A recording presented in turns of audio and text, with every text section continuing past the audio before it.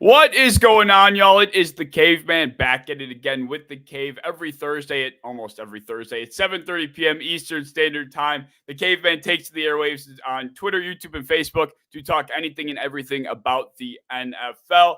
I know there's kind of things going on right now. My planning was a little haywire when it came to putting the show together. So for whoever is tuning in, taking the time to stop in during the preseason games, I appreciate it.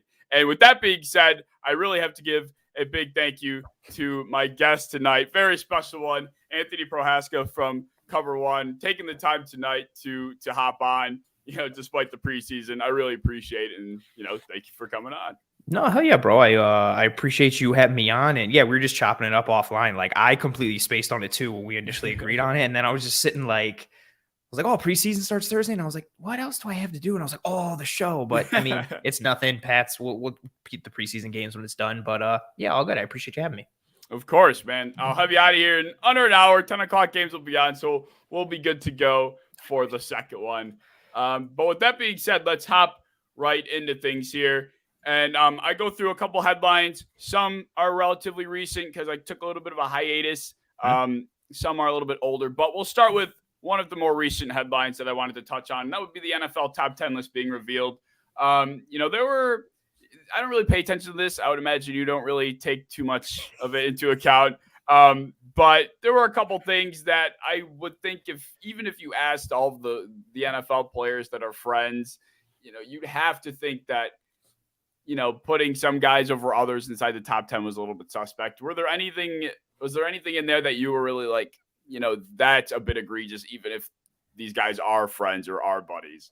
It's always wonky with the top 100 because I feel like I always wonder how much emotion is going into it and how much like recency piece. Like if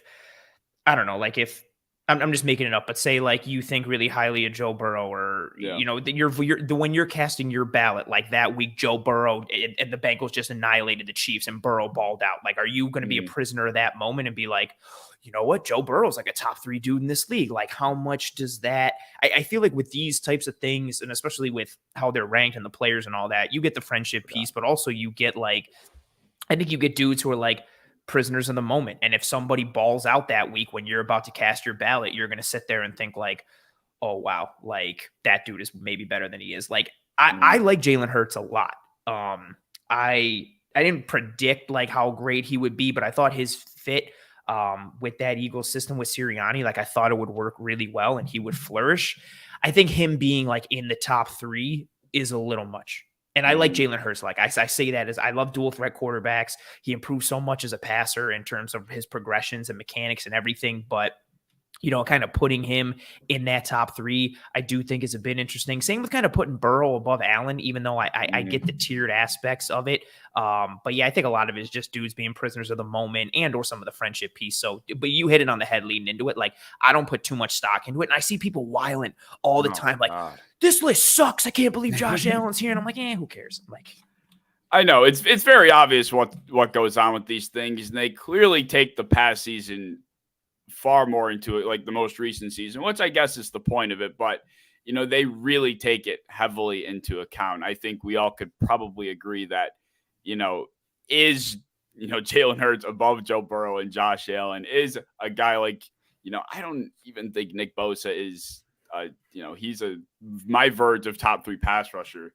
Between him and Max Crosby, I think Garrett and Watt are easily 1 and 2, and having Bosa at 4, despite the defensive player of the year, understandable. But we'll see. But then that's your point. Then it's like purely like it's really into like just with that season. Like, and I feel like if they not clarified that a little more, but like, because in theory, like honestly, if we do this list every year, like Mahomes should be number 1, like every year, like unless something ridiculous happens for multiple seasons, like it should. Okay, number 1 is always Mahomes, but that'll like fluctuate. And then again, your point, Hurts.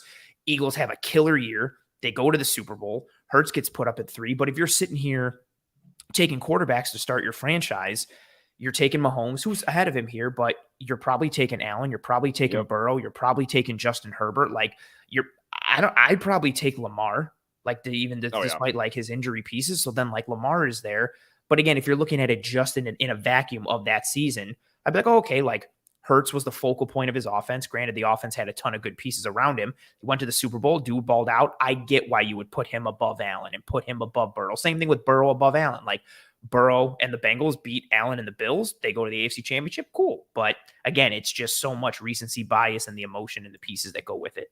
Absolutely. And, we probably wouldn't see much movement on this list if it wasn't year after year. Like you said, Mahomes would always be one, which, he is always going to be.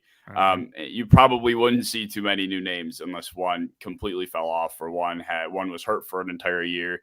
Something to that effect. Aaron Donald was voted. Was he voted number one last year? He was either one or two. But he was either one or two, if I remember correctly. And now he's not even to be found. Yep, because of injury pieces and fell off. But it was even that, like taking that into account too. Okay, if everybody's healthy, okay, Mahomes is one, Donald is two. Or I'd even be cool if you said Donald is one because he's still like the biggest game wrecker out there. Like there's so much to the voting. And again, the time when you vote, like when does a player cast their ballot? When is it during the season? What just happened that week? Like there's so much that goes on with it. Absolutely. And that's why it's good to always lightly touch on it, but nothing to get super invested or upset over. It's not that serious at the end of the day. They just do it. It's just something they like to put the cool. They're just trying to fill content in the offseason, man. Like, and they drag it out like 190 and then like 89 to 80. And it's like, dude, just release the list. Why are we doing shows about it? They're just trying to fill content, man. Yep. And to their credit, they do a pretty good job. It keeps us entertained for what's pretty.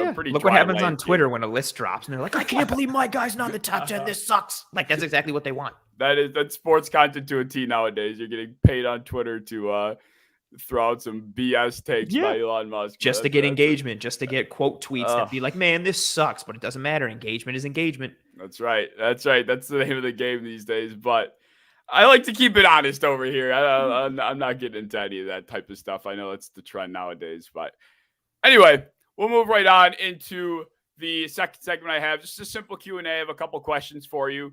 And as far as the offseason goes, my first question is, what has been your favorite story of training camp that you have been following? Something entertaining, stupid, you're interested in?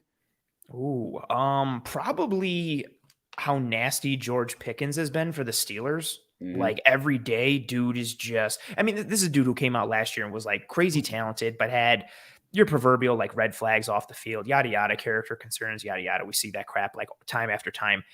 And dude is out here just like one hand mossing dudes. Like that catch he had against Joey Porter Jr. He had another one. Dude was so filthy. And it like every day is another highlight catch. And it's not even just like, oh, this is a cool catch for training camp, or this, like, it could be catch of the year. Like he's making catches that I don't know if there's going to be anything better than it for the entire season with a larger sample size. So watching his progression from dude that was talented and maybe had some character concerns and still had a good rookie year to all of a sudden becoming just like this human highlight reel play after play after play. And watching kind of what that Steelers team could become with him and Deontay Johnson, and we'll see what Kenny Pickett is like in year two, like Steelers kind of making some noise, but it's definitely been my favorite piece. Like I'll just go on Twitter or go look up, like, I wonder what George Pickens did in Steelers game today. And it's just like, oh, another highlight reel, like sick. Like, yeah, it's been super fun.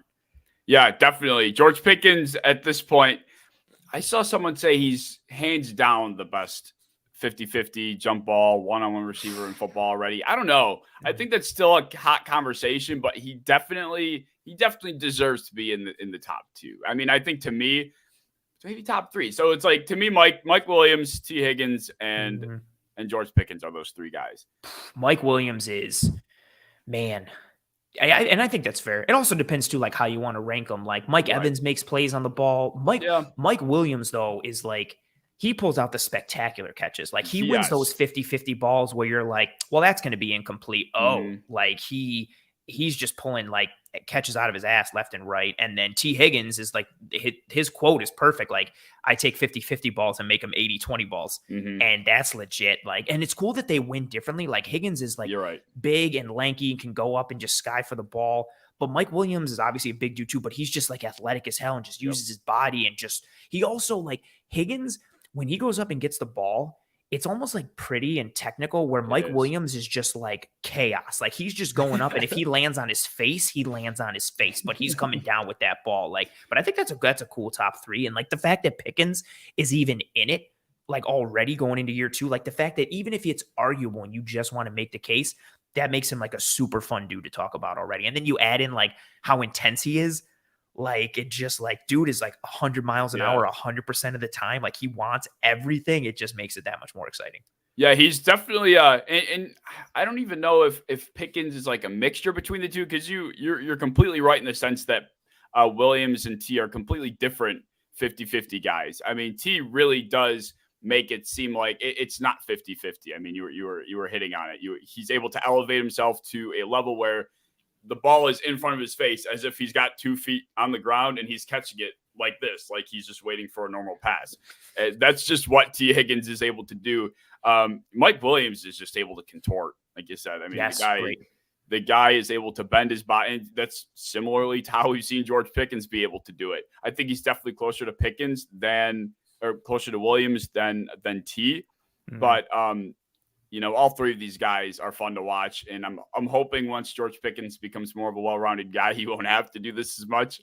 But for right now, it's an entertaining conversation. And I was scratching my head when I read that tweet, but I don't think he's quite there yet. I'm still probably, I think he's got to prove it. Like he's got to do more. You got to see more regular season like pieces from him. Like the sample size we've seen with T. Higgins is legitimate. The sample size we've seen with Mike Williams is like legitimate. Like the only thing that hurts Mike Williams is the fact that he gets hurt and like doesn't stay on the field, but you see it regularly with what T does and Williams does it. Now, if you want to base it off of like body type and frame and potential, and you want to put Pickens up there, like, oh, cool. Like I get why you want to put him up there, but if we're talking from like results and like process piece right now, he's not there yet, but he could legitimately be by the end of the season, given like just dude's got all the traits and tools. Like, and if he keeps getting those 50-50 balls and starts mossing dudes come regular season time, he's going to skyrocket up lists like that.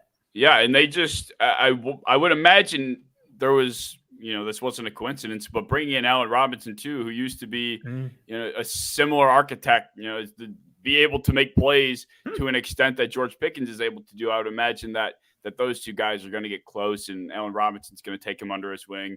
And these are 2 guys that I think have at least previously played a similar brand of football. So, I'm looking forward to seeing what George Pickens have to offer. But the reason why I asked this question specifically is because I had one that I found funny, and that was what's going on in Tennessee right now. And I'm not sure if you've caught wind of it at all, but they went into this offseason having their offensive line in order.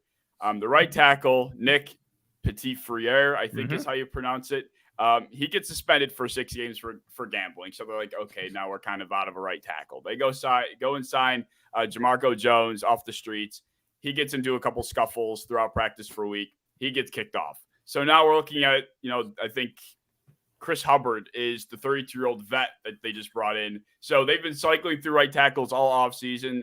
Every Titans Wire article I'm seeing is who's the Titans right tackle now? Who are the Titans going to employ a right tackle? It's been a mess for a team that obviously heavily relies on that unit specifically.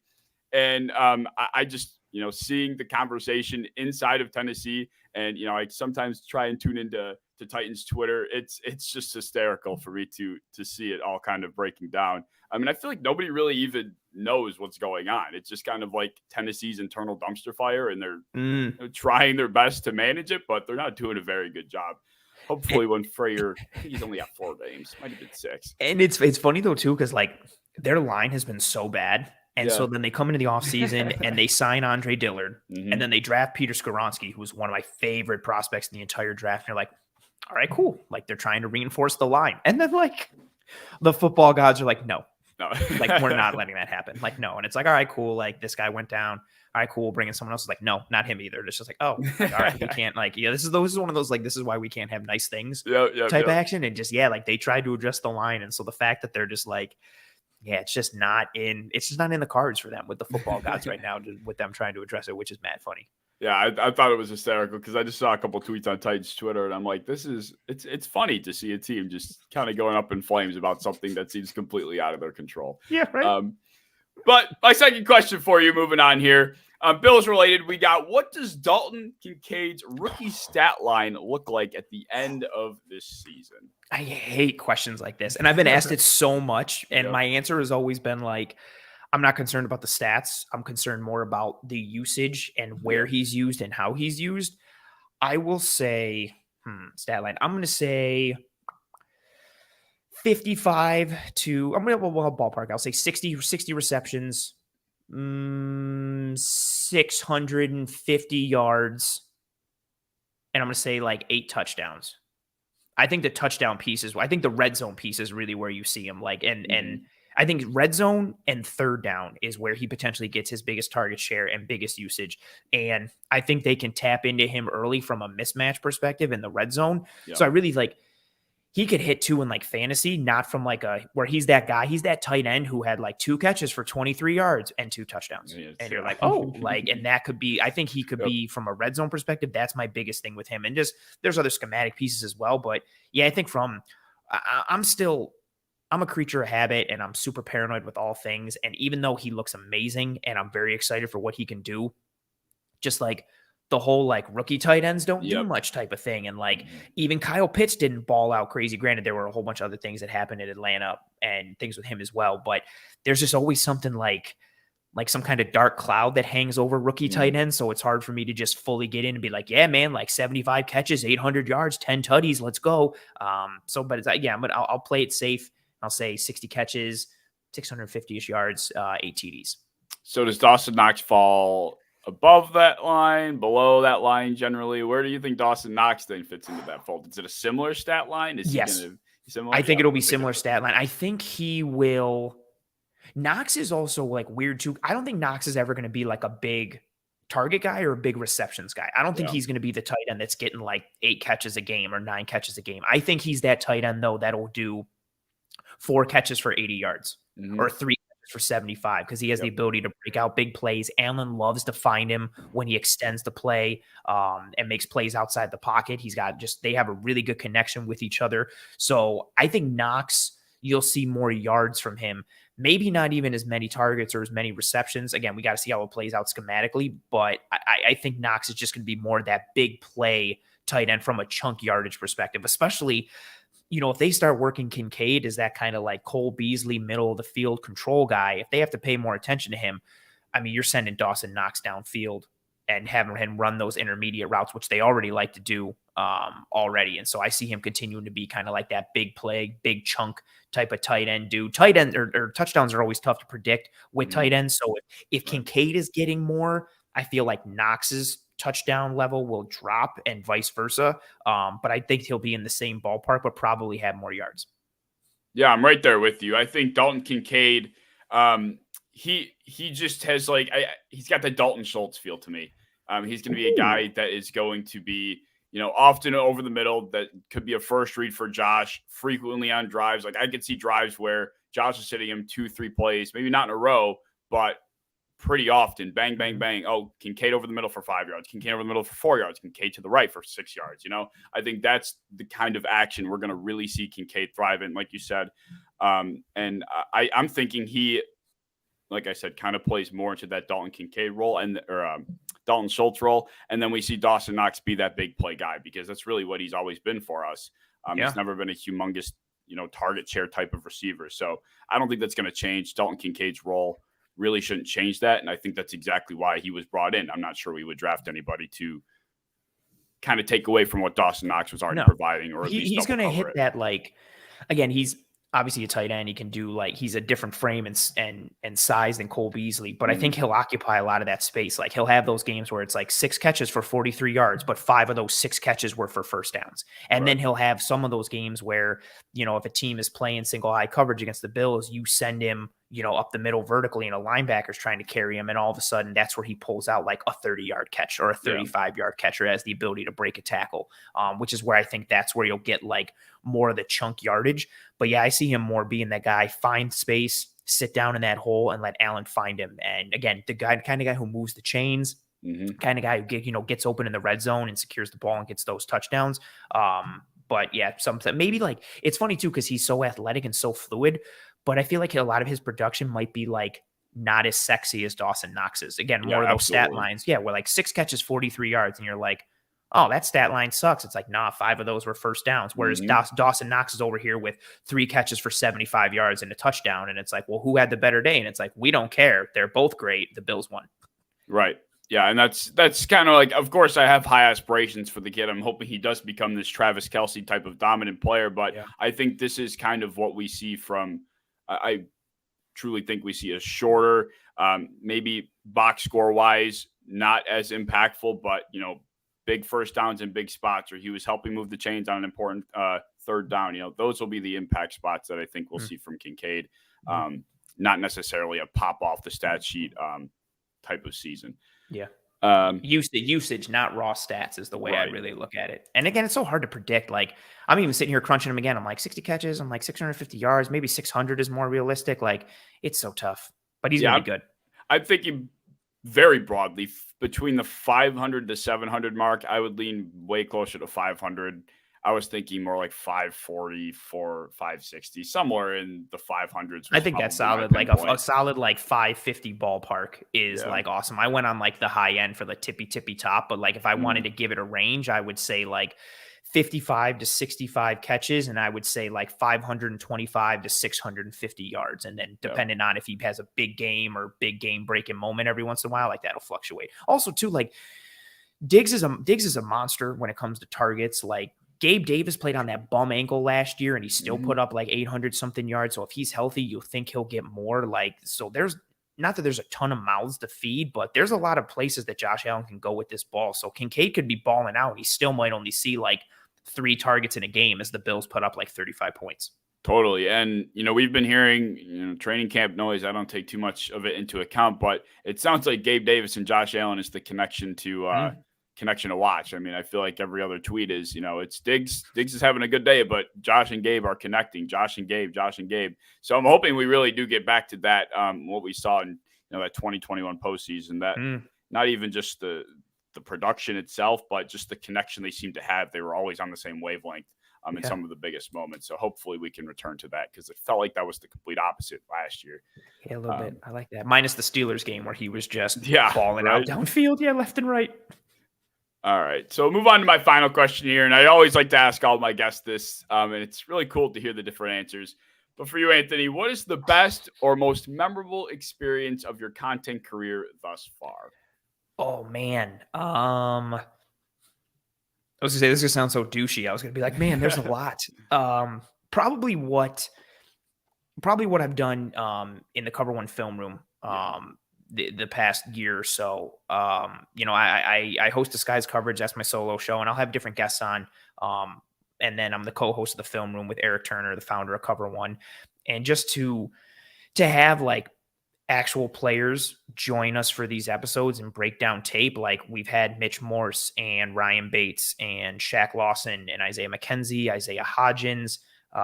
We've had Daquan Jones, we've had Kyer Elam, we've had Greg Rousseau, we had Dean Marlowe a couple weeks ago, and that was arguably like the best one with how insightful and how smart he was.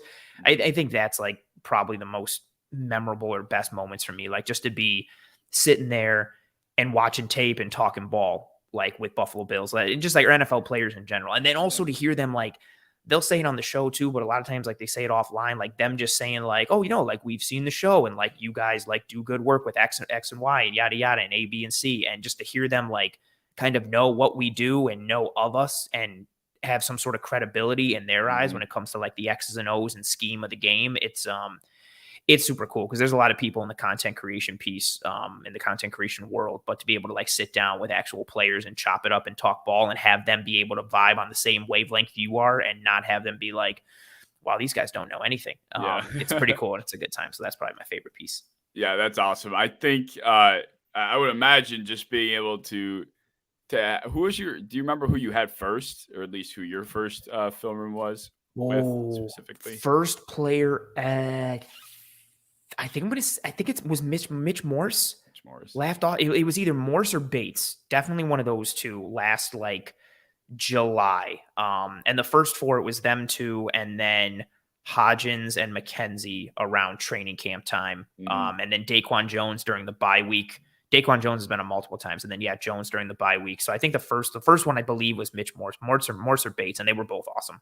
That's really cool because as I'm sure obviously but there's kind of the occasional clash between the real media and then content creation. So I know a lot of people and they take the media side of things. You're like, oh, they're content creators, or they're fan pages. But of course, I'm sure for Cover One, you guys, it's got to feel just fulfillment. Just I don't know what even word to use. You could probably fill the blanks a lot better than I can, but just to be able to say like, hey, look, this is our stamp of approval, and you guys, all of you guys do such hard work, so you deserve it. And I did a poor job of introducing you. Now that I fucking realized no, it. I didn't even. I was scrambling to get the thing started. Yes, Anthony, Cover One, host of the Disguise Coverage Show. He does the film room with Eric Turner. Yes, but good. Yeah, I mean, I would imagine awesome stuff that you guys do over there, and I try my best to keep up. I think I know football to a pretty deeper extent, but when it comes to the really nitty gritty, what happens at ankle level in the trenches, that's where it probably goes over my head. But you guys knock it out of the park. No, I appreciate you, and I think everything too is all like everything is like the type of niche that you occupy, or like what your fan base is, and that's what even the whole like we have had media that have like taken shots at the brand, which I just find foolish. Like everybody occupies a different space. Like beat reporters are there to be like vehicles of information. They are giving you insight into what's happening in practice. Like they are providing information. They are not breaking down the game. They are not, knocking everything down and into details and pieces and buckets to explain the game to you. And I think that's where we come in as a brand, and especially myself with what I do on Disguise Coverage and what myself and Eric do in the film room. Like you're not getting that type of analysis really anywhere else in the Bills space, but a lot in the content creation space as well. Like there are certain bigger pieces like what Brett Coleman does and those like wider NFL coverage pieces. But to be able to break down the game and offer like, hey, this is what this coverage is. This is what this route concept was on offense. This is why this worked. This is why this didn't. This is why this play was good. This is why this play was bad. To really like get into the weeds of the hows and whys, it's not really done. And I'm not saying that's better or worse than anything else. It's just a different space that people live in. So that's why I think it's just dumb to me when people take shots at like other people for the space that they live in. And it's like, I get it. There is some competition to it because it's all content creation. But, I mean, if we both like work in a kitchen, but I make like desserts and you actually are like a cook, like there's no reason for you to like, yeah, like I get it. We're both like operating in that space, but like we don't make the same type of stuff at all. So shut up. Yeah, exactly. That's completely right on. I mean, there are levels to all content creation, whether it's X's and O's, whether you're making just entertaining content, whether you're like you're looking for Colin Coward type content. And not everything is for everybody, right? Like there's some people I'm sure that like tune into what Eric and I do in the film room, and I do a lot of some of that stuff too in Disguise Coverage. I'm sure there's people who tune into it and are like, man, I don't want to know any of this. This sucks. And then there's other people who are like, oh, this is fascinating. Like, tell me more. Same thing with like First Take and those type of shows. Like, I don't tune into any of that, but there's millions of people who love that stuff. So like, it's same thing with music, right? Like a lot of it is arbitrary. Like you might listen to a band and you're like, man, that band's awesome. And I might hear them and I'm like, yo, that band sucks. Like, but I'm not going to chastise you for liking that band. Just shut up and let me like that band, bro. Like, I don't know why you're like all in my face about it. For what it's worth though, I know we were kind of alluding to it earlier about how content creation is going into a direction of, just doing what you can for clicks and engagement. But I also hypocritically kind of feel like at the same time, people are starting to indulge in the deeper portion of the game as well. Like I do think people still are entertained by the yelling, screaming, hot take maniac machines. But I really find that, especially, the younger generation too, they're getting more interested in what Brett Coleman has been a humongous help in this regard. The analytics community as well, the up and coming analytics community guys, they're popping up left and right, and they do work that I couldn't even, I can barely do simple math, and these guys are putting together charts, and there are people that barely understand the charts they put together, let alone actually putting together the charts. So it's really a growing space, and it's awesome to see. And I'm not really privy to a lot of other content creation spaces for other fan bases or other teams, but I do think Cover One is, if not the top, but around the top of the content creation team fan. I don't even know how to describe it, if you know what I mean. I do the same thing. Like I never know what to like. That's why I just give it the content creation label. Like, cause some people are like, oh, it's like a fan thing or a fan. I'm like, I don't know. Like, is it? And they'll be like, no. And other people are like, no, it's professional because it's this and this. And I'm like, yeah. I don't know. Is it like, and I don't know why it even has to have a label attached to it. If you like it, you like it. If you don't, you don't. Like, you don't have to click. You don't have to watch. If you have a hunger and an appetite to learn more and understand more and know the hows and whys of the Bills or the NFL or football in general, like, cool, then we got something for you. If not, keep it pushing and like no harm, no foul. Like, do you? Like, I don't know why it has to things. And I feel like that happens a lot with things nowadays too. Like, everybody has to label something and everybody has to have a take about it. Like, no, if you like it, cool. If you don't, keep it pushing. Like, nobody, you don't need to like it. I'm right there with you, man. All right. Well, that's cool. I always love to hear those answers from all my guests. And that was a good question. I like that. Just a real one. Yeah, I always love to hear the different experiences. All right. So we'll move on to my next segment here, and this is called the Hilltop of Hypothesis. And if you are unfamiliar with this segment, it is the segment in which my guest, Anthony, of course, in this case, brings a take that he is willing to die defending, and he cannot have his mind changed on. Everyone has something like this to some extent. What would be yours? So I've actually got a lot. I had to like legit, when you DM me this, I was like, oh, which one do I pick? And I'm going to take it as a sign when you pull up the NFL Top 100 because it's related to the top two people, Patrick Mahomes and Justin Jefferson.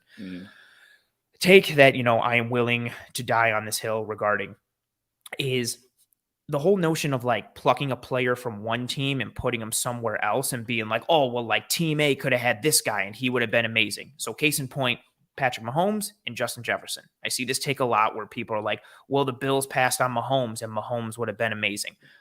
The Bills didn't have to trade for Stephon Diggs. They could have just sat at 22 or 23 and gotten Justin Jefferson. Ooh, same thing with Wyatt Teller. The Bills traded Wyatt Teller and look what Wyatt Teller became. There's so much to the game. There are so many variables when it comes to player development. And a lot of them are tied to the organization and the structure and the coaching and the players that you are surrounded by on a daily basis. Mahomes, take him as the example, right? He gets drafted to the Chiefs.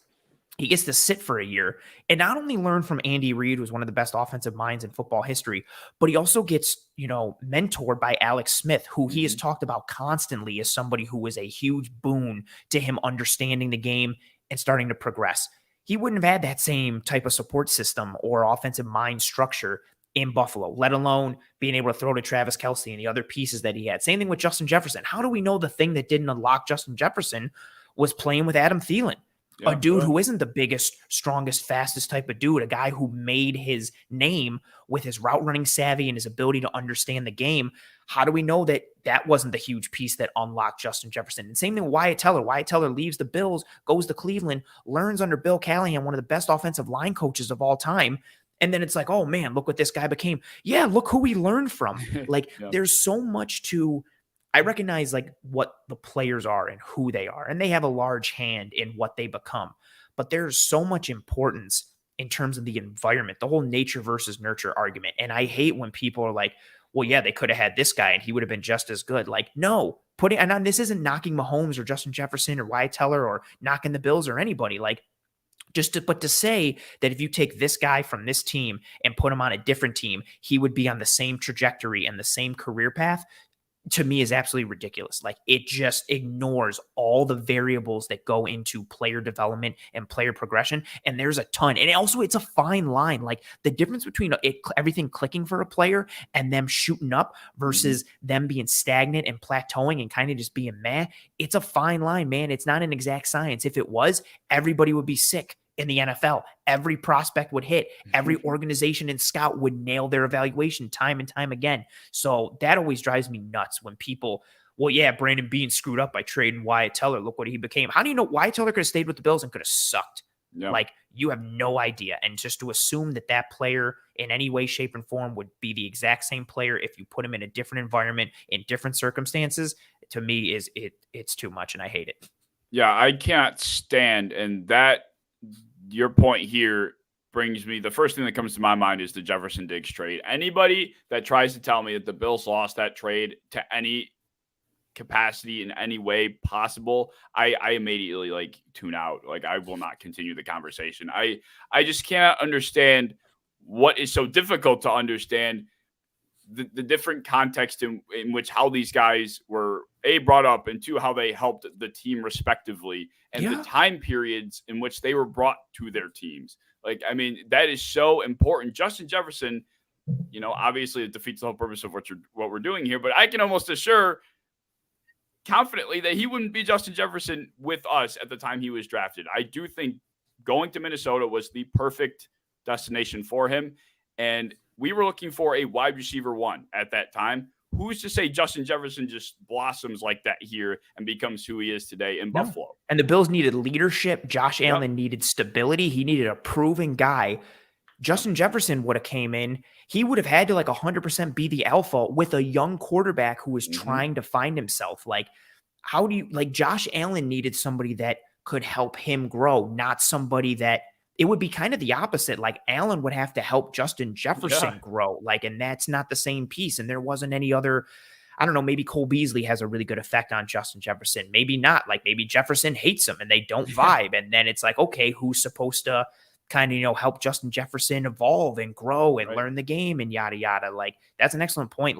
But both that trade to me is so, there's very few examples in sports in general where both teams win a trade. Both teams, I think, nailed it. Justin Jefferson is one of the best players in the NFL, and he's been tremendous for Minnesota. The Bills got a tremendous player in their own right, and more importantly, they got somebody who helped shape the team going forward and give them that bite and that leadership and that tenacity that they needed to go from being a team that didn't really find their footing against Houston in the playoffs to all of a sudden being a team that's no, we're ready to win. We want to win. This is who we are. It worked out for both teams, and it's so annoying. So annoying to sit there and be well, yeah, they could have just stayed there and got Justin Jefferson. Shut up.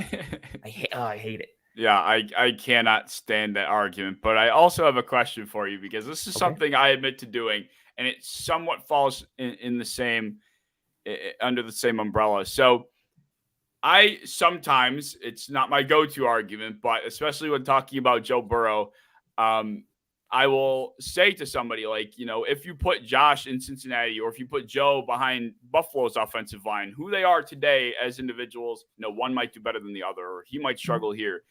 Do you take any validity in those types of hypotheticals? Oh, yeah, for sure. I think because you have to, there's a certain degree in which the supporting cast affects the type of player that you are, right? And I mean, for instance, if you put Burrow with the Bills, I don't think no disrespect to what the Bills' weapons have been the past several years, even with Diggs, but I mean, the weapons that Cincinnati has had has been tremendous. I mean, just from a receiver standpoint with Chase and Higgins and Boyd, let alone what they got from the tight end position the last couple of years, and then having Joe Mixon and even having Samaje Perine, who was a really great backup and really fun piece. If you take Burrow away from those weapons and put him in Buffalo where the weapons aren't as strong, and also where the offensive line has been leaky, similar to what it's been in Cincinnati, he's going to have to run for his life a ton, maybe even more than he already has, depending on whose line you think is better. But Allen has done so much from an evasion standpoint and pocket manipulation standpoint that there's less sacks for him because of how big and strong and how much of an athlete he is, not because the Bills line is necessarily better. Then not to mention you take in the schematic pieces of what type of offense you have to run because they're different players. And then you flip it from the other side for the positive, maybe for Allen, it'd be really fun to see what Josh Allen does with Jamar Chase and T. Higgins and Tyler Boyd. That would be sweet, let alone, again, all the other pieces that they have. That would be kind of cool. I think you can definitely have that conversation to see, who does more with less or who does less with more, to put it on the other foot. Again, there's so many schematic and structural pieces. But, yeah, I think if you see somebody balling out and they have less weapons than someone else, I think it's a fair point to wonder or question, man, I wonder what that guy would look like if he had some crazy good weapons. It's the similar piece with Herbert. Keenan Allen always gets hurt. Mike Williams always gets hurt. The Chargers offensive line always gets hurt. And Herbert has a coordinator who doesn't let him throw the ball past 6 yards. And he still makes all these highlight reel plays and is doing so much. And people are always Herbert sucks and Herbert sucks. And his number 1 and 2 receivers are usually his 3 and 4, or sometimes his 4 and his 5. He's playing with second string at best offensive linemen a lot of the time because they always get banged up. And look what he's doing. Look how he processes. Look what he does. Imagine, that's a fun conversation too, right? Imagine if you put Herbert in the Cincinnati offense with those weapons. Yeah. Or if you give Herbert the Kansas City Chiefs offensive line, or you give Josh the Kansas City Chiefs offensive line, like that's a really fun conversation to have to see like who does what and who becomes what. So I think there is some, again, it's a lot of it's going to be projection, but I do think there is validity to it because you can see who's doing what with how much they're given. Right. I think that's extremely important, at least when it comes to me and determining who's better than who and, doing all the comparison stuff. I do take things like that into account and my envisionment of a player's future if they were hypothetically flipped into a different scenario.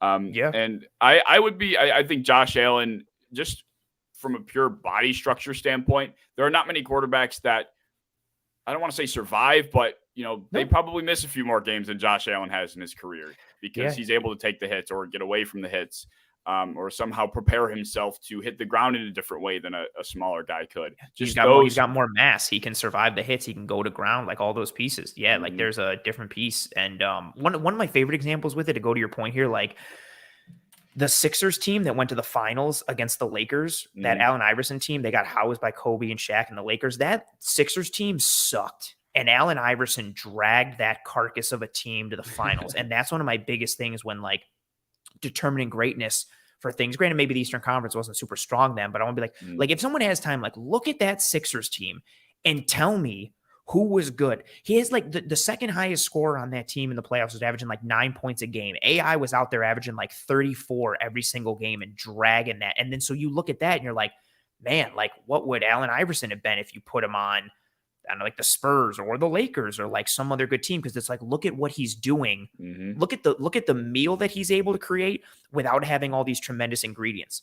Like dude didn't go to Whole Foods or Trader Joe's to get some ingredients. Like dude went to like the bodega around the corner and still produced this 5-star meal. Imagine what he'll cook for you if you give him like real ingredients. Yeah, I like that one a lot. I like the restaurant comparison you used. That was a really good one. Just imagine what he would do if you actually gave him a kitchen and he's not cooking on the beat up 16-year-old grill in the back. I was thinking like the sidewalk's mad hot, so he's just putting the steaks on like the sidewalk and cooking them on the sidewalk because he doesn't even have a grill. Like, imagine if you give him a grill and acting like tongs, because right now he's just like flipping everything with his hand because he doesn't have anything. That's awesome. I'm gonna use that one in the future. That's a good one. I like it. All right, we'll move right along. That's a smart one. I'm gonna cut that one up for sure. That was brilliant. All right, so move right along here. We're gonna get into the second headline. The second headline that I have here. Like I said, some of these are a little bit older. This one being one of which, and that's the Jonathan Taylor situation. He's somewhat in limbo with the Colts right now. It's very odd. It's just so hard to tell for me personally, as far as what my opinion is or should be, because I feel like we never get the truth ever when it comes to any of this kind of stuff. So, I think between Jim Irsay kind of being projected as this jerk, even though I 100% believe he is, I also believe there's probably some interesting activity going on in JT's camp as well. We know that the whole agent switching around, what was it, mid-June or something that people are speculating kind of stirred things up. People are saying that, just pay Jonathan Taylor. Well, what is Jonathan Taylor asking for? We don't know what that number is. Yeah. So what were your thoughts and what do you think is going to happen with him come week one? It's so tough. Like, and especially when you add in like the drama of like, I'm trying to find the right word, like an eclectic owner, like Jim Irsay is. Like, dude is just weird. Like, even what was it? Like, I think like last week or 2 weeks ago, like, didn't he want to like buy a whale or something and like fly it to somewhere and it was going to cost like a couple million, and because the joke was like, oh, he has no problem coughing up money for this whale, but like he won't pay Jonathan Taylor, like something just weird that I thought was fake, but it ended up being true. Like he muddies the waters with it. The source of all of it, and it makes it so complicated. It's the kind of running conversation now. Like, do you pay running backs? Like, I think Jonathan Taylor is tremendous, right? Like, he's so good. But running back is not valued the way it used to be in today's NFL. It's definitely not paid what it was. Cole Kmet, the tight end for the Bears, just got more money than Saquon Barkley did. Like, we're out here trying to see if Saquon can get Cole Kmet money. I made that joke like 20 times on Twitter. And I think I even made it with Taylor. I think I said like Jim Irsay is scared to pay Jonathan Taylor Cole Kmet money, like which is ridiculous. Like, and can you like, because then I understand running backs get beat up, and I understand like the analytical value that isn't attributed to the position and so on and so forth. But you cannot tell me, if you're the Bears right now, would you rather have Cole Kmet or would you rather have Jonathan Taylor? Yeah.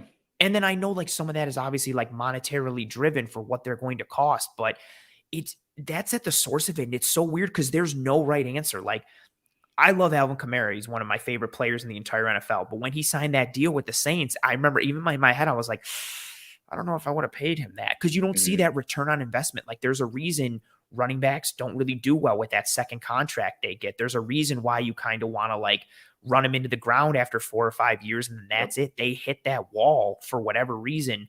But I do think there is something to be said for what they could do for an offense and what they support. I think the ground game and the run game is coming back in vogue in the NFL because of how defensive structures have changed. And the next swing for the offensive pendulum is to run the ball more and attack defenses on the interior and have more of a gap scheme run attack. So I do think you'll start to see more of a focus on the run game and running backs by extension, but it's still in that spot where like Saquon is electric, and Saquon got like a 1-year deal for like 10 something mil. That was insulting. That extension was insulting. I couldn't believe that was where he had to wave the white flag. He didn't have a choice if he wanted to play, but the fact that was what came of that situation, I felt bad for the guy. Like, you have to have a career season and then the least valuable position to his team, he has to somehow make the playoffs to get this extra $1 million. I mean, the fact that you can even build in aspects to an individual contract that you cannot personally control is, to me, disgusting. And then imagine what it does too to the rest of the market. Yeah, because all these other guys are going to be like, well, I want $12 million, and then the team is going to come back and be like, well, you're not Saquon, so like here's $6 million, take it or leave it. Like, Josh Jacobs is still sitting out, like, because he's trying to figure out what he's going to do. It's tough, right? Like, I don't fault Taylor for wanting what he's worth, and I also don't fault the Colts for probably being like, bro, we can't pay you like that. We paid a guard a ton of money with Quentin Nelson. We paid Shaq Leonard a ton of money. We can't sink more money into a QB right now. Like, but also too, like, you kind of could right now. Anthony Richardson might be your dude. Like, you'd have a good QB on a rookie contract. Like, you could sign Jonathan Taylor to a 2 or 3 year deal and give him the average annual value that he wants. But I understand everything else that comes with it. Like, what makes it so complicated is there is no right answer. But at the core of it is, guy's a really good football player. He should get paid like a really good football player. But all the metrics and the science say that the position that he plays doesn't deserve good football player money. So what do you do? And then somebody's going to run their head into a wall and someone will break and you'll see what happens. And in the case of Saquon, he was the one who broke and he accepted a contract that, to your point, like, is probably lower than what he's actually worth, especially if like he drove that offense. They ran through Saquon Barkley last year, no pun intended. Like, he was the engine that made that thing go.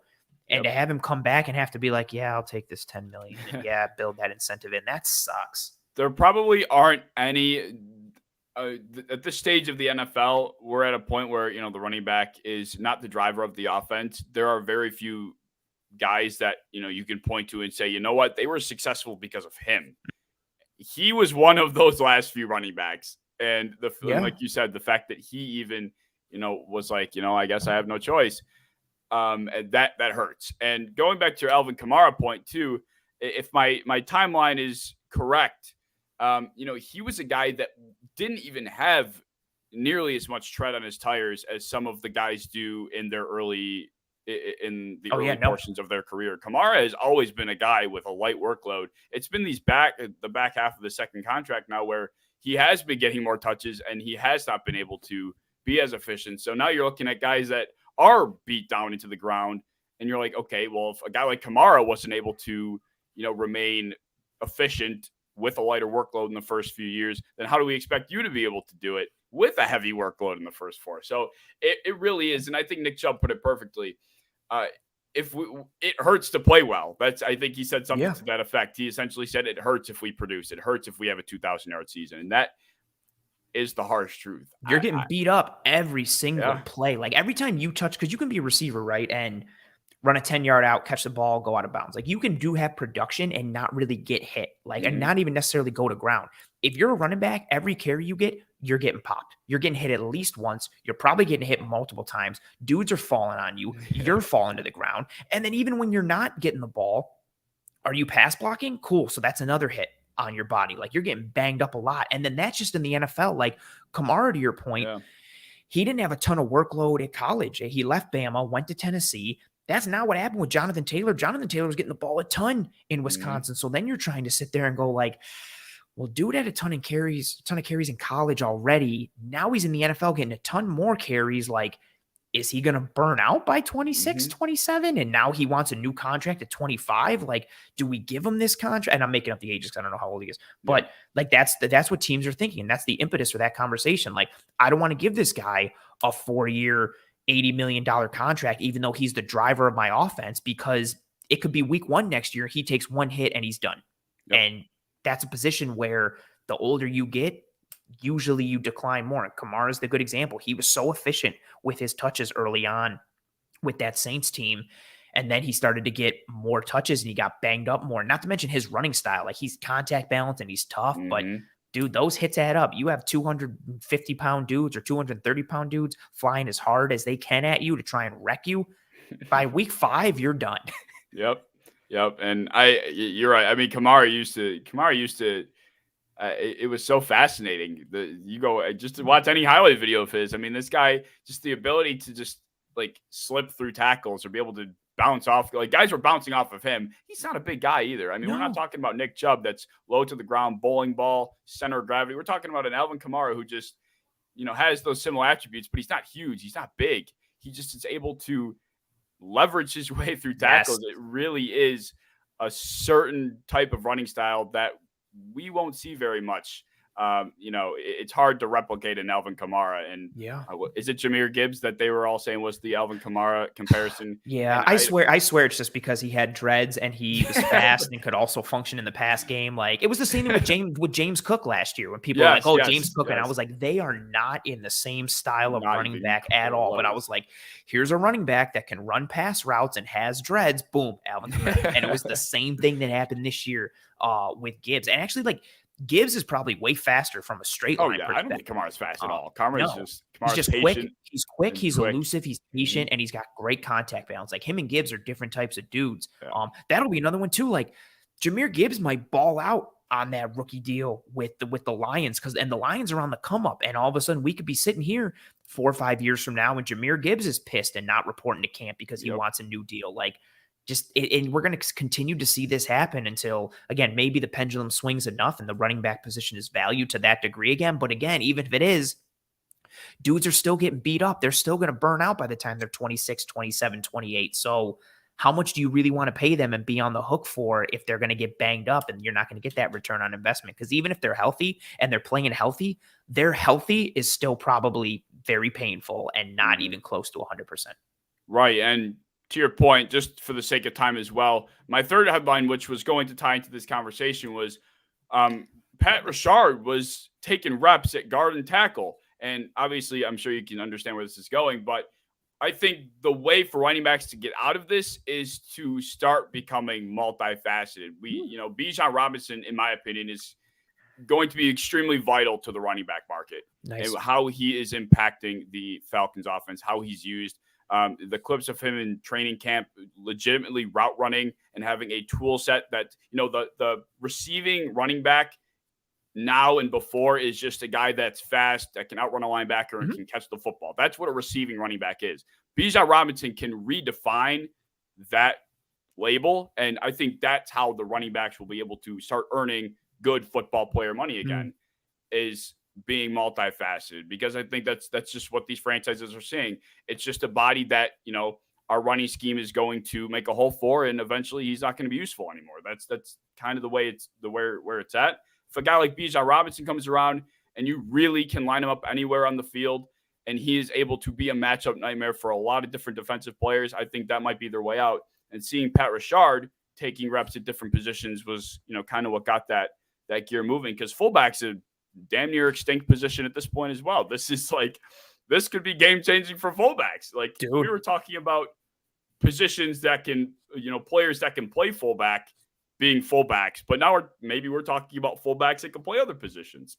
Yeah, you got to find some way to get on the field. Like, and how many teams, to your point, like use a true fullback nowadays? Like the 49ers do it a ton with Kyle Juszczyk, but Kyle Juszczyk is also like a tremendous athlete, and you can line him up as like an H-back, and you have to be like more versatile with that. The same thing with Reggie Gilliam. Like Reggie Gilliam lines up at fullback, but also like Gilliam can line up attached to the line of scrimmage or hipped off and knocks and then like run pass routes out like vertical or in the intermediate. Like the idea of like a true fullback doesn't really exist anymore. And with the Ravens, like Ricard was functional, and I like him a lot. He's played like defensive tackle at times for the Ravens. Like he does so many cool things.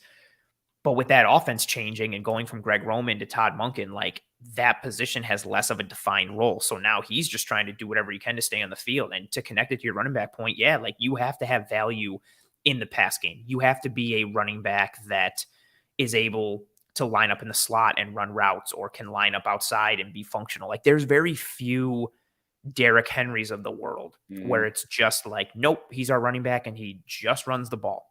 It's like, okay, like, well, what else does he do? Nothing. He just runs. It's like, oh, even Jonathan Taylor, like Taylor does more in the pass game than Henry, but Taylor is really even more just like a running back. Like Taylor is not a Barkley or a Kamara, which makes the Barkley deal even scarier because like Barkley functions in the pass game. He gets a ton of receptions, whether like purposefully or just from like checkdowns, and then makes plays happen. And it's like, dude, if he can't get it, yeah, what is it going to look like for the Bijans of the world or the Jahmyr Gibbs, guys who can function as a running back, but also as a receiver and as like a quote unquote, like a weapon. That's what his position is. They're a weapon, yada, yada. Like it's going to be super interesting to monitor because there's a lot of like Bijan is wild with how good he is, but I fear for what's going to happen to him because Saquon was also wild. And to see what happened to Saquon, it makes me scared for Bijan. Yeah, fair enough. I don't know. Just to me, I feel like Bijan has, I think Saquon relied more on athletics. I could be wrong to get open. Where I feel like Bijan is true technical. He's truly technical, and he's more of a like real route runner in the pass game than Saquon was coming out of Penn State for sure. Yeah, so we'll see. It really, I think the Jahmyr Gibbs and Bijan, just especially being drafted so high. We were talking about never drafting a running back in the first round again, and then here we are, 2 in the top 15. Right. So this can be huge. These guys are really going to be important for the future of running back. So it'll be definitely something to monitor over the next few years. Comes contract time. I like it. All right. We'll move right along here. We're having a good conversation. I'm enjoying myself. It's a good time. It's a good time.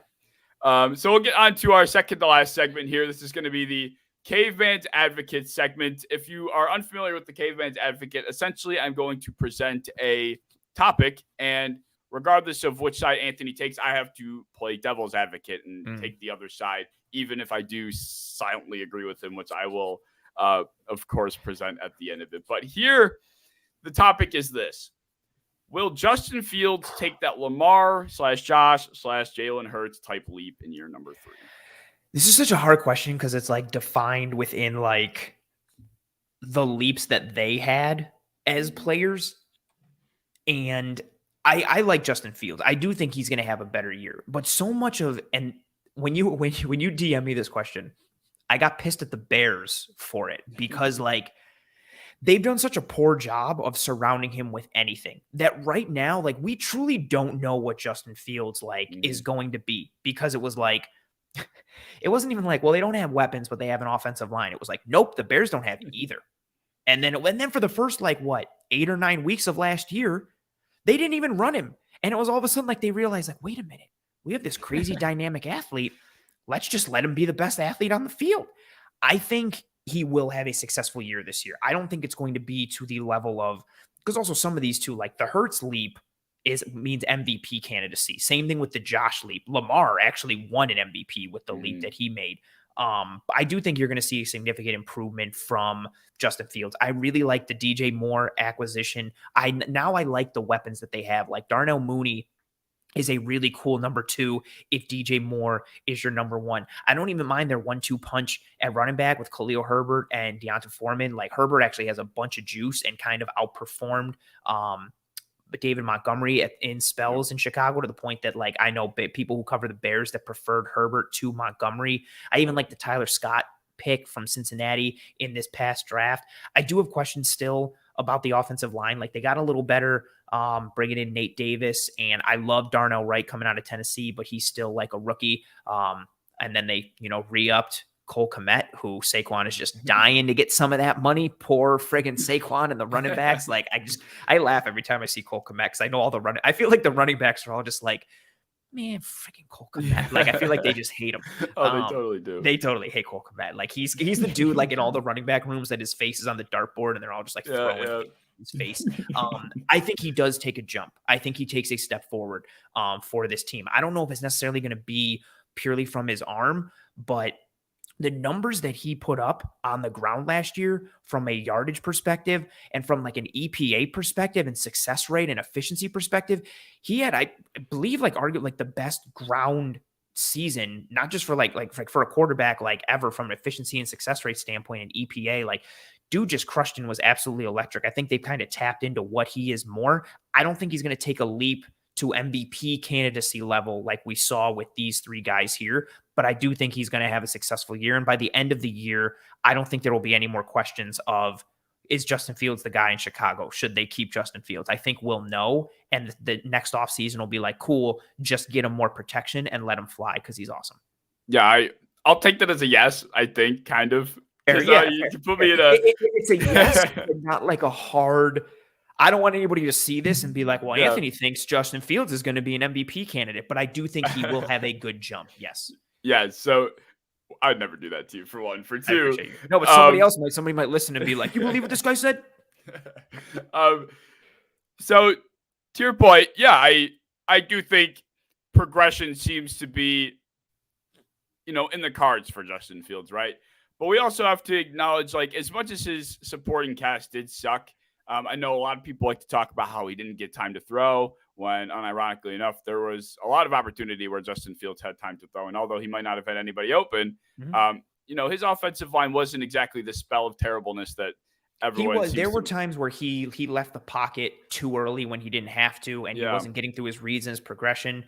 But then the caveman's advocate in me is thinking, he's so skittish and has no faith in his surrounding cast that he's out. And honestly, to kind of put it into context with the question here, we see Josh Allen do that. When Allen starts to get pressure in games, he'll start to leave the pocket earlier because he's like, screw this, I don't trust the line, I'm going to go make a play on my own. But it's just that he ends up doing better things than Fields does, because that's all that matters, right? The result is what matters. If Fields leaves the pocket early, nobody cares if he gets a first down. It's the fact that he leaves the pocket early and then he doesn't do anything with it. But to your point, a decent part of that is on him for sure.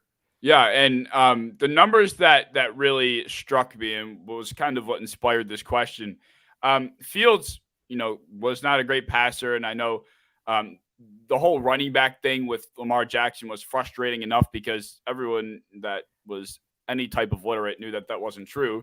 But it does kind of, I don't want to sit here and say that's what Fields is, but Fields fits that description a lot better than Lamar ever did. And I saw Aaron Schatz. I can never remember how to say his last name, but Schatz. Okay. He pumped out the DVOA for each of these three guys prior to their leap year. And in this order, Lamar's was negative 9.2% through the air. Allen's was negative 11.8%. And Hurts was negative 17.5%. All before their leap year. And then, of course, they would all go on to have their MVP seasons with their wide receiver ones or whatever the situation was. Justin Fields in 2022 had a negative 34.5% passing DVOA. So brutal. There is really no way to really justify, it's a bad situation. He's coming from Ohio State and, he's so used to great weapons, and now he's going to Chicago where he's getting no help. The scheme around him isn't assisting him or trying to prop him up. But I think a lot more blame is to be put on Justin Fields' shoulders than what meets the eye. And even in 2021, the half a season worth of games he played, he had a negative 28.5% passing DVOA, and he, almost declined in a sense from a DVOA strictly perspective. Yeah. And guys that usually are below this threshold, according to Aaron, usually don't even qualify for the third year because they end up getting pulled because of how brutal they are. So, DJ Moore is a guy that I have more than enough faith in to be a wide receiver one. The offensive line acquisitions are nice, and hopefully the run game helps out. But, Justin Fields is going to have to take a larger leap than what I think is being perceived. And, defenses are obviously going to adjust. A lot of Justin Fields' production on the ground was, just not, I don't want to call it a broken play, but they weren't designed runs either. It was just Justin Fields standing around for a second, breaking a tackle from the pass rush, and then somehow just out angling everybody with his straight line speed. That guy knows how to take an angle better than any runner I've seen in the last decade. Between his speed and just the way he's able to manipulate defenders, tackling angles, I mean, it is something special. But absolutely, that's just not going to work consistently the way it did for that stretch of period. So, there's a long way to go, but I think I am slightly worried about what we might be seeing from Fields this year, from a progression perspective. I would temper the expectations. He needs to. So I'm gonna devil's advocate. You're devil's advocate. He was so bad as a passer. One, there's really nowhere to go but up. And two, having that, like, his baseline is arguably being the best athlete on the field at any time. And I know, like, you can't consistently generate those scrambles and those off script plays, but you can somewhat with him because of how fast he is and how athletic and how he is arguably the best athlete on the field. Like, to your point, like his elusiveness in space and the way he runs, provided he doesn't get banged up, like, that's not going to go away. And his numbers last year are wild. Just from a rushing perspective, he was 7th in the entire NFL amongst all players in rushing yards last year with 1,143. He led amongst all players with at least 50 carries. He led the league in yards per attempt at 7.1. And then if you look at from a value perspective, total EPA, so expected points added, Jalen Hurts. So this usually favors quarterbacks when you have quarterbacks in it because scrambles are a huge piece. Jalen Hurts was 2nd in total EPA at 40.49. Daniel Jones was 3rd at 30.34. Justin Fields was 1st at 54.48. Wow. Like, he dwarfed everybody in EPA from a rushing perspective. And then EPA per attempt, he was 2nd to Patrick Mahomes, because Mahomes is amazing at everything. Just that baseline now, I think the scrambling ability is hard to consistently have from a sustainable piece, but that'll still be there.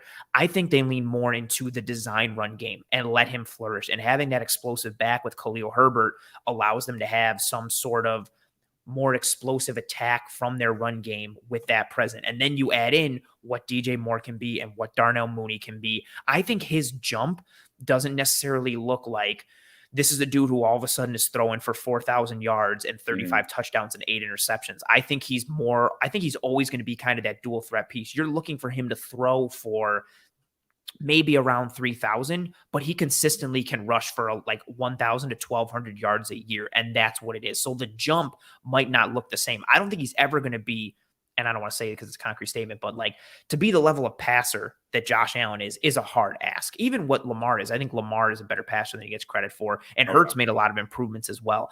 I don't know if we'll necessarily see that from Fields, but I think you'll just see more overall production and consistency because now they know what they have as a baseline for his athleticism and his run ability. You can now function in passing attacks that work off of that running game baseline, and then you can allow him to succeed. I don't know if he's ever going to be cool, let's just spread it out and let him cook type of dude. But you work in that play action, read options, and a lot of those pieces, the RPOs and the athleticism, you can start to see more success. That's kind of exactly what happened with Lamar. And that's the way that he was able to capitalize. And then suddenly he is throwing for, how many touchdowns did he throw that season? Dude, it was more than 40. I think so. And like his touchdown to interception ratio was like ridiculous. God. I'm literally looking it up right now because I want to make sure like he gets his due. Like, he had so in 2019, he threw for 36 touchdowns and he threw 6 interceptions. Oh my God. Yeah. I mean, they did exactly what they had to do with Lamar that season, and he executed. I'm so glad you said Lamar's better than a passer than he gets credit for, because I think he's so gifted and he puts it on display. I think enough, but people just don't. I just don't think they see it, man. No, they don't give Lamar Jackson has he's got insane arm talent. Like he has that flick of the wrist. There are some tosses. I don't want to call it Aaron Rodgers-esque because that's extremely large of a stretch, but it's definitely closer to that than where you might have called him a running back a couple of years back, where he really is. He's really tapped into that type of arm talent that he has. But getting back on topic, we'll see. Yeah, well, we will see. But yeah, I mean, you're right. the jig is up. You gave the unfortunate answer of the perfection that was he will leap right in the middle of not MVP caliber leap, but he will definitely show improvement. And that's exactly where I'm at with Fields going into the season, because you can't conceptualize the type of leap that he would need to take to match what these guys did. And Aaron was having this conversation on Twitter in a thread, because I don't know who tweeted it out, but apparently at some point, whether it was true or not, Justin Fields was leading MVP voting on a sports book somewhere in the world, the 95 sports books that are out there now. But it's like there's so many. Yeah, I know there's so many. Who knows which one it was? But it's like, he was saying it's an interesting bet, because you need to understand how big of a jump it would take for him to even just be an average passer. In order to be in this conversation, he would just need to be average as a passer, and nobody's really understanding how big of a leap that would be. So yeah, he's been not great. Not great is a great way to put it. But I do have confidence. I think Darnell Mooney is one of the better wide receiver twos in this league. DJ Moore reminds me a lot of, not the way Diggs plays, but, people weren't sure of what Diggs was in Minnesota. He was their deep threat for the most part, seemed almost one-dimensional in a sense, the way that Minnesota kind of used him. And he comes over to Buffalo. He gets the target share that he's been looking for, and his game opens up, and now he's one of the best. He wins all over the place, and that's not something you really saw from Diggs. And not that it's the same for DJ Moore, but the same in a sense that he just needs to be unlocked. Yep. DJ Moore and Terry McLaurin are my two receivers that I think have just never gotten their shine because of poor quarterback play and poor offensive structures and what's happened around them. As a consistent DJ Moore owner in fantasy football, I can't tell you how many times watching Panthers games, dude is just I forget the one, it was the Teddy Bridgewater year, because there was all the jokes of what did DJ Moore do to Teddy Bridgewater? Because Bridgewater would not throw him the ball. DJ would be wide open and Bridgewater would be like, no, I'm just going to check it down, or I'm going to take the sack. DJ Moore just hasn't had that consistent play at QB, and offensively, just with the poor coaching they've had there. Yeah. Not that necessarily the coaching is going to be amazing here in Chicago, but you got a big arm QB and an offense that seems like they really want to lean into him. He could, I hope that he has the year that he deserves, because he's a really good player. And he could really flourish with a dude like Fields, who needs a true number one. DJ Moore could be one of the dudes who's top 5 in targets. Because Fields, you could tell so much. There were certain throws for Fields where he wouldn't throw it, because you could almost see him being nah, I don't trust him. Screw it. He wants to put his faith into someone, and DJ Moore is a dude that you can put your faith into. Yeah, and to your point, both of those guys, I adore Terry McLaurin specifically. Between the two, I'm probably Terry McLaurin's biggest fan. At the end of the day, he really has done so much with so little. I mean, his best projected quarterback season was going to be Ryan Fitzpatrick, and he broke his hip in the first half. I was so excited. I was like, man, so was I. Fitzy's going to sling it all over the place. McLaurin's going to ball out. And then Fitz goes down. And I was just like, oh, poor, McLaurin just is not, the football gods hate Terry McLaurin. They just don't want him to succeed ever. I know. And I hope that Sam Howell, I think this is the safest season for McLaurin, because even if Sam Howell goes in and sucks, Ron Rivera is not going to take, I feel like the seat's getting a little bit warm for Ron. So Jacoby will walk in, I feel like, if they really need it. And he supported what was going to be a career year for Donovan Peoples-Jones, and one hell of a season for Amari Cooper. So I'm optimistic for Terry McLaurin this year. Yeah, even if Howell doesn't work out, they have Brissett there, and I'm like, okay, Brissett can do some pieces, cool. I just let Scary Terry do stuff, man. I just feel so bad for him. Yeah, I know. At least Taylor Heineke, I feel like he gave him the shot. Or Carson Wentz, he just didn't I don't know. I feel like they didn't connect. I might be wrong statistically. I don't think Carson Wentz is connected with anyone. He just fell apart, man. I'm just, oh man. That poor guy's getting ripped apart for practicing in different teams. Yeah, all the teams. It's so embarrassing. I don't know if he did it on purpose. It was a conscious decision to be let me rep all the teams I played for. And instead, everybody was just bro, it was a horrible decision. Poor guy. Poor dude. Well, we'll move right along into our final segment here, the one that you claim to be bad at, but I'm interested to see. And this is going to be the Caveman's quiz game. He said before the show he's terrible at trivia, so we'll see how true that actually is. I don't buy it, but we'll come to find out. if you are new around here and you're not sure how the quiz game works, this is the breakdown. There are 8 questions, 2 easy, 2 medium, 2 hard each. There is an impossible question and there is a wager question. The 2 easies are worth 10, 2 medium 20, hard is 30, and then the impossible is worth 50. And wager, of course, you decide how much you want to put down. If you get 2 easy right, you get an extra 10 points, and then same with medium, you get an extra 20 if you get both right, etc. And the wheel spin at the end will determine the category of the final wager, which will help you ultimately decide how many points you want to put down. So yeah, I think it's mad stress confusing to follow, but it'll be no, fine. It's good. It makes sense. I'm just awful at trivia. All right. Well, let's see if you speak to your word. We have actually, let me hold my horses. This is what the leaderboard looks like. At the top, Dave Kalugi with 201. Jarrett came on 200. Max came on. He was my latest guest, 200. Josh and Peter down in the lower double digits. So all you got to do is crack. I mean, cover one needs to crack the top 5. Wow. That's what needs to happen here. And 60 points does it. So that makes me feel worse that the bar is like low to crack the top 5 kind of. And if I don't even crack that, it's even worse. I don't know. I think sometimes I will say I give some, not purposefully, but some guys get a little bit tougher of a quiz game than others. It's hard to gauge sometimes. That's the narrative I'm spinning. If I don't do that, I'm gonna be like, "Yo, he hit me with the hardest questions ever. Nobody would have gotten these right." I should have kept my mouth shut because that's definitely something that has happened before. But we'll get into it and find out, and I'll reevaluate later. But our first easy question is going to be this: easy. Where was running back Bijan Robinson drafted to this offseason? Atlanta Falcons. I love Bijan. I wanted Bijan to fall to the Bills. I was one of the people that would have been cool on that train, and I was mad when Atlanta took him. I would have been dumbfounded if he got that far. Yeah, there was no shot. Yeah, that was my biggest thing. Like, people were like, I wouldn't take Bijan there. I was like, he's not going to be there. That's how good he is. Like, he's not happening. Yeah, I know. When I was doing my mock drafts, I'm like, Bijan. Wait, you have him right? Bijan? Are you out of your mind? And then Gibbs goes 12. Just imagine how much I think he gets no farther than Philadelphia, Bijan. I agree. Yep. No farther. And that would have been ridiculous, him going to Philly. Like, I mean, they still had a tremendous draft, but imagine him. Oh, imagine the read option game with him and Hurts and then A.J. Brown and Devonta Smith and Goddard. Like, if they don't score on every drive, they fail. Like, that's the expectation for that offense if they get Bijan. If they didn't set the record for EPA with that offense, I mean, total they points failed. or something would have to be a record, man. Wild. All right, so easy 10 points right off the bat. Break the ice to get you comfortable. Okay. And another one to follow it up. Who was the NFC East champ in 2022?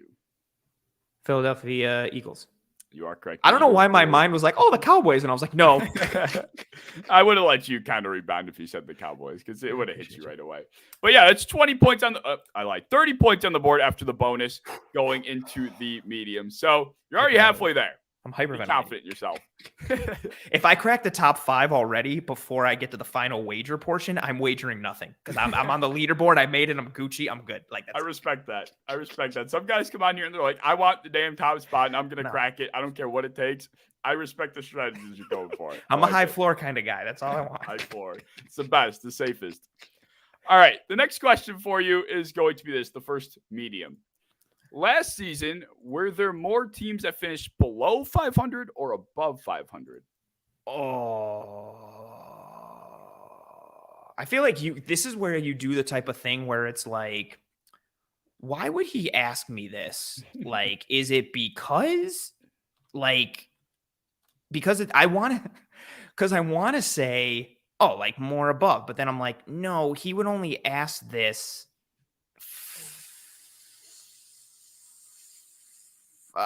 below. You would be correct. It is below. That was pure. I was like, he's only asking me this because I feel like the low hang. I don't know. Maybe I'm wrong here, but I feel like the low hanging fruit was like, oh, above 500. Yeah. How close was it? It was 17 to 15 below to above. So I was almost thinking like people would get tripped up on, oh, wait, is it a trick question? Was it split down the middle? Was it even? I didn't even consider that way. If it would have been split, I would have punched you in the face. I would have been so mad. I had a question. I did a trick question to Matt Perino last offseason, and that was the last time I did that. He was like, that's bullshit. Give me another question. I'm like, so mad. I learned my lesson there. If I would have been like, oh, above or like, and you would have been like false, it was actually split. I would be like, cool. What's your address? Like, we're fighting. Yeah, fuck you. You're wrong either way. You had no chance. Yeah. All right. Well, there you go. You got 50 points on the board. You're cruising right along. Your plan might be coming to fruition here. I'm stressed. It doesn't get any easier though. Here is your second medium question. Which NFL player has the record for most receiving touchdowns in a single season in NFL history? Most receiving touchdowns in a single season. Oh, damn it. I'm torn between two. Fuck you. Randy Moss? You are correct. It is Randy Moss.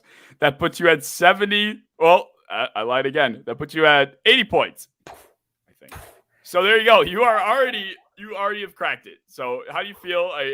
You can give up now. Hey, if you want to. Bro, I was gonna say stop the show. I'm good. No, let's keep rolling. Let's keep rolling. We'll keep it rolling.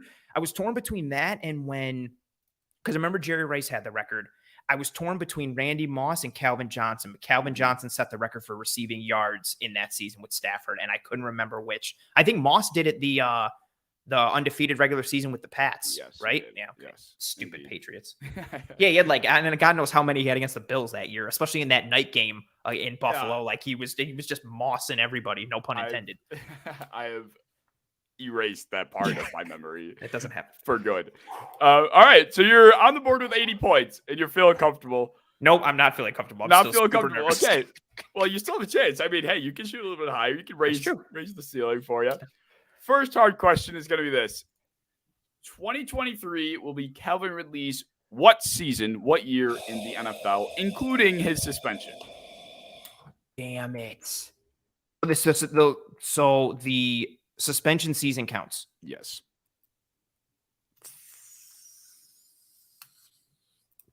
I'm torn between two numbers again. So even though he didn't play, the suspension years would count. So if he got drafted in 2021, yes, this would be year 3 because 2022 counts as one, right? Yep. 6? You're right. It is 6. You got it. Calvin Ridley was drafted in 2018, 26th overall. This will be his 6th season in the NFL. I was torn between him having 4 or 5 years played, and then that was throwing me off of the suspension year. Yeah. I was going to say COVID year, but suspension year. Would it have made it more confusing it probably would have, to not include suspension? Would that have made it trickier? It actually helped me because I was trying to figure out like how many years because what I knew, I had him for 3 years in fantasy football. That was what my baseline was. I had him for 3. And I knew that, and I thought I didn't have him for one of his years. So that means I had him for 3 out of 4, which means he didn't play the 5th, which means coming into this year, it would be 6. So I tried to tie it to fantasy football. There you go. It worked out. So you're up to 110 points. Going up. 110 points. You have 3 questions remaining. And the second hard one is going to be this. During the 2010-2011 NFL Cortland Finnegan, bro. That's one of my favorite fights of all time, bro. Johnson rocks him. I hated Cortland Finnegan. You didn't even that was the best answer I've gotten all year. He grabs him and just straight haymakers him, takes his helmet off. Yeah. Also, like, I'm a huge Miami Hurricanes guy, so Andre Johnson, I loved him. Yeah. And Finnegan was such a prick, and Johnson just mashes him. Yeah. There you go. Wow. I mean, you're up to 140 points. I just want you to be aware. You have exceeded expectations for yourself going into the impossible and the wager. So, actually, I lied again. That you got both hard questions right. So you're about 140. You're up to 170. Damn, now I feel okay. I don't want okay. You're up to 170. I always struggle with the damn math. I need like a scoreboard somewhere. Yeah, right. I need a producer, man. Tally counter. I need a fucking producer. That's my need. All right. So you're going into the impossible question, 170 points on the board. And the impossible is going to be this. What team drafted famous actor Terry Crews in 1991? Fuck. And I like know it. Oh, shit. How much time do I get? I don't do time limits. Too hard.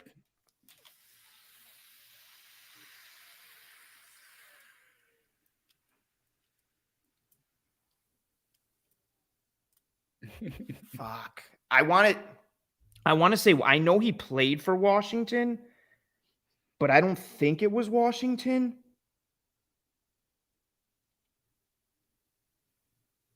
Fuck.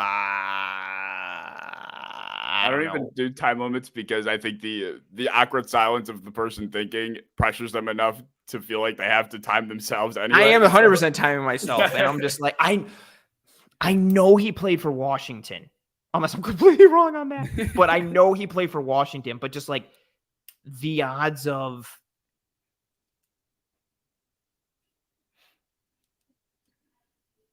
Fuck, I'm going to say Washington. It was not Washington. It was the LA Rams. Oh, yeah, I was back in 1991.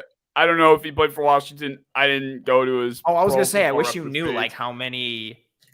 Can I hold on? Can I want to look this up. Yeah, go ahead. Yeah, but 1991, the 11th round, different draft format, of course, but he was drafted in the 11th round at that point.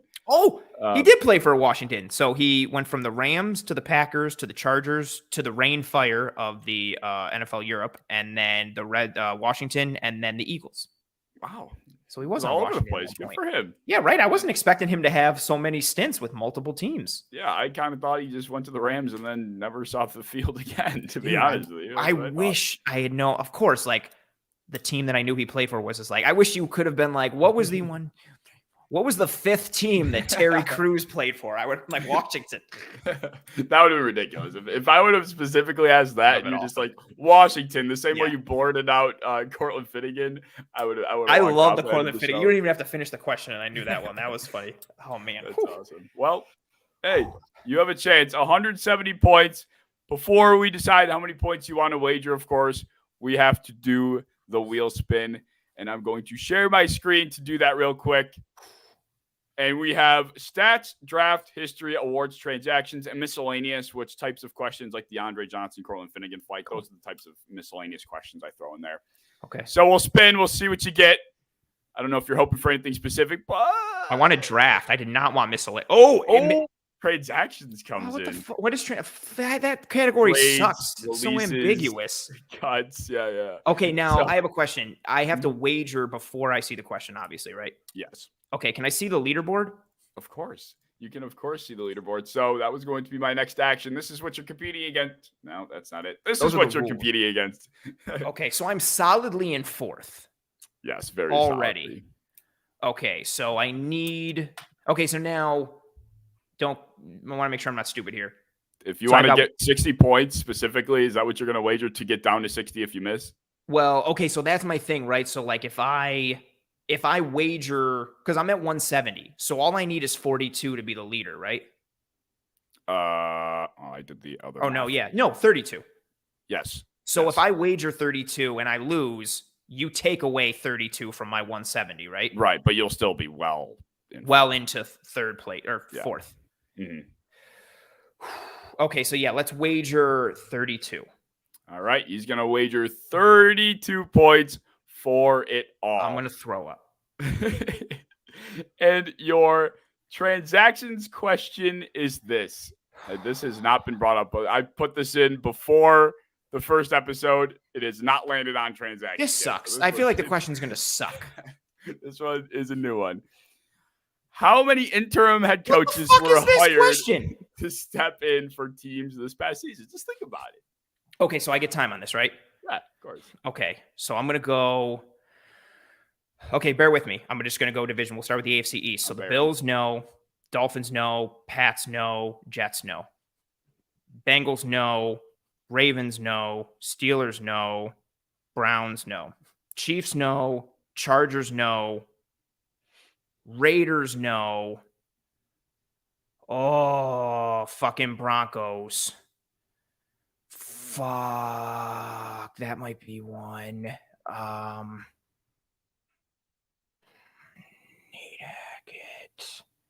I don't remember when he got fired.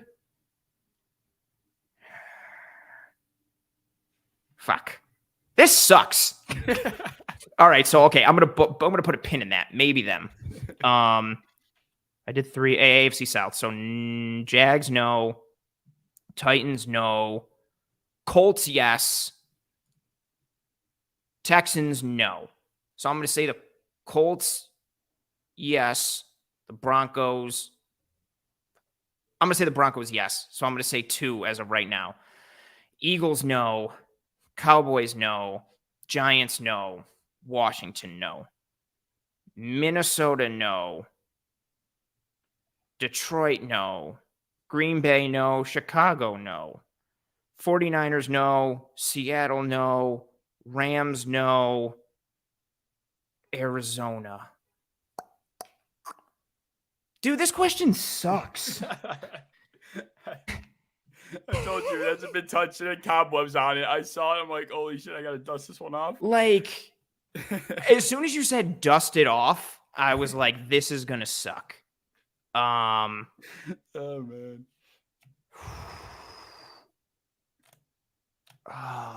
I just remember the jokes about Kingsbury going to like Thailand, and I don't remember when that was. Oh my god. Fudge. Let's say. Okay, Arizona's a maybe. Tampa Bay, no. New Orleans, no. Atlanta, no. Carolina, yes. So I think. I don't know how many you've said already. So Indy, Denver, Carolina, 3. Final answer? Fuck, I guess. You're right. It is 3. You are correct. You are correct. It is 3. It was, I think, Jerry Roseberg was his name that stepped in for Hackett. Of course, Jeff Saturday was fired after taking over for Frank Reich. And then, yeah. Bro, I knew I'm so like, I feel like I can breathe. But I didn't, the Denver one got me. I didn't know when Hackett was fired. And I thought it was, and him and, same thing with Kingsbury. I didn't know. So for me, it could have been either 4 or it could have been 2. Cause I knew, Carolina, cause, Matt Rule gone. I knew him. Yeah. Indianapolis dumpster fire. Right goes out, and Jeff Saturday comes in after coaching like a high school team one time. Saturday comes in, and then I couldn't remember Kingsbury, and I couldn't remember when. I knew they both got fired, but I couldn't remember when. Yeah, I want to, because like I said, I have not looked at this question in a while. Most of these are somewhat recent, so I have the answer off the top of my head. Once you're saying Cliff Kingsbury, I'm like, oh shit, wait, did he get fired? And I'm like, do I have this answer wrong? And you know what's funny is I was trying to name teams and look at your face to see if I know people do that shit to me. I'm biting my tongue, bro. I was naming teams and you were just like, I was like, oh, cool. Like, dick.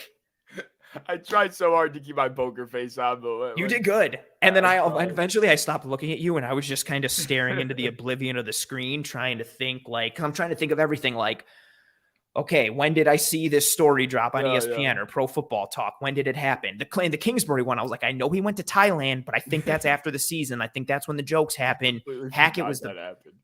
Yeah, because he literally did. He went on like a retreat and vanished. Oh my God. Well, hey, congratulations, bro. Our number 1. I told you, every person that comes out here and says that they're gonna suck end up killing it. You were answering questions before the question. That happened one time, and that was just man. Hey, I did the rules again. Congratulations, you are now at the top of the cave. It's mad petty too, because I'm at 202 over the 201. Like, it's mad petty. Dave did that to Jarrett, though, to be fair. And I mean, it happens all the time, everybody. Bro, strategy, so. I am like red because I was stressed, but now I'm like happy as hell. Like, oh man. Congratulations, dude. Thank you definitely earned it the way you racked your brain for that one. Some people are just like, oh, fuck, I don't know. If you would have had a time limit, I would have been fucked. I'm always iffy about time limits, especially coming from somebody that always needed extra time taking tests in school. Fair. So now I'm very like, you know what? I get it. It's pressuring, and it's also hard, like producing this and trying to do everything and then host it once is enough. Throwing a timer on there, I'm like, fuck yeah. That's the only thing that got me with the wager though, because I was able to like comfortably sit, and I was like, okay, let me envision each team. Let me just go division by division, conference by conference, and then see what happens. If not, if you were like, you have 15 seconds or 30 seconds, I would have been like, cool. Like, you probably would have had a pretty accurate guess, though. You would have said somewhere between 2 and 4, I would imagine, 2 or 5. I probably would have gone. I probably would have gone with 5. Yeah, you definitely would have had a pretty solid shot at it either way. Damn, so I only missed the Terry Crews question. Yeah, I mean, you went on a burner. I'm pretty happy right now. Absolute burner. You should be. I should have wagered more, so I could have become. And that's what everyone says after they get it. I should have wagered more until you're. Well, I had no when it landed. I was hoping for. So when the wheel spun, I was hoping for draft. Yeah. I didn't want miscellaneous because I was like, that's gonna be super random. But then I thought like, oh, like if it's like the Cortland Finnegan and Andre Johnson thing, that could be kind of cool. In my head, I literally was like, I don't want transactions. That was the one I didn't want, and that's why when it landed on that, and then to boot, you were like, gotta dust this question off. I was like, great. To be fair, the transactions. Now that I think that's a transaction, right? A coaching fire. Oh, absolutely. That's a yeah. Okay. That's a firing or a signing or a trade or a pickup. That's absolutely transactional. Okay, fair enough. Just wanted to be sure. Well, there you go, man. I was waiting for you to be like, well, because okay, technically, if it's not, I should change the category. We have to redo your wager question. I'd be like, no. Well, I'll give you, if you want the draft question real quick, I'll throw it at you anyway. Yeah. The draft question would have been this: what school has had the most players drafted to the NFL?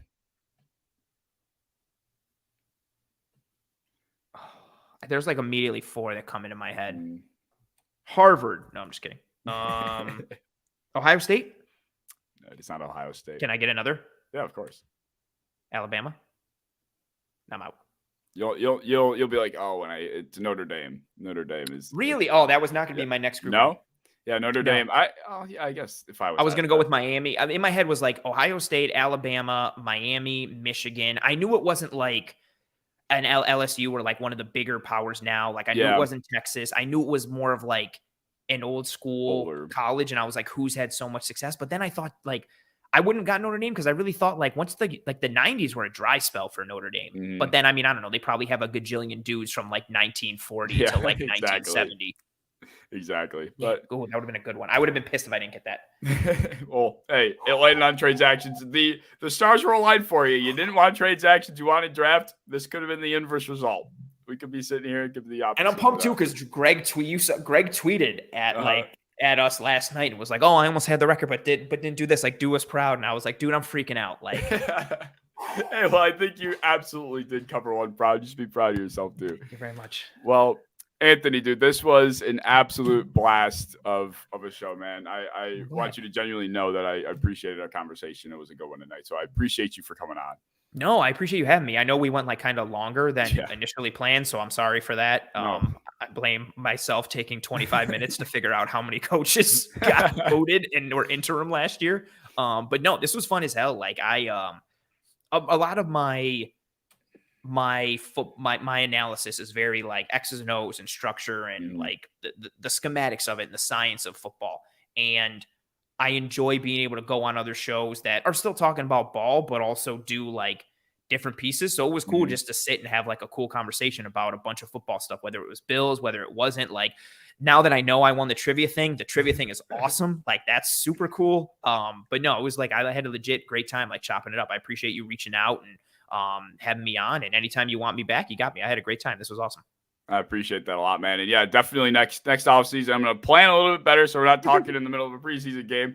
But yeah, definitely going to reaching out. We'll be keeping in touch. But be sure you guys are checking out Anthony. He does fantastic work over on Cover One, Disguise Coverage, Film Room with Eric Turner. Check out everything they have to offer. I cannot recommend a better source of football content. So you guys should definitely go check it out. Links are in the description. Thanks, and if you guys enjoyed, of course, like, subscribe. You guys know the drill for the rest of the channel. But you guys have a fantastic rest of your night and go watch the rest of the preseason football that's on.